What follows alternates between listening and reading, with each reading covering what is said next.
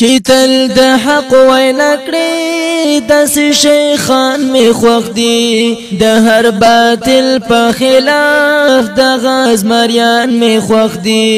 د هر باطل په خلاف د غاز. پنځمه خبره میډیا سره منسلک کوم ارکان دي هغه خپل فکری توجه خپل دعوتی کارونو سره دي ساتي د فضولیات سره او د فضولیات او د چا ذاتی بدنامي او چا پسې خبرې اترې دا دې نه کوي بلکې میډیا کې استعمالوي نو هغه خیر د پر استعمالوي دا میډیا شر د پاره مو استعمالوي. یو حدیث کې راځي رسول اکرم صلی الله علیه وسلم چې کله معراج ته تلو هغه واقعات لیدلو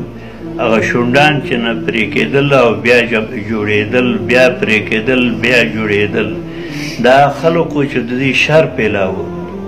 نو میډیا سره توحید او سنت پیلاوي خیر پیلاو کوي دې سره شر مه پیلاوي کنې نو عذاب قبر تاسو پته ده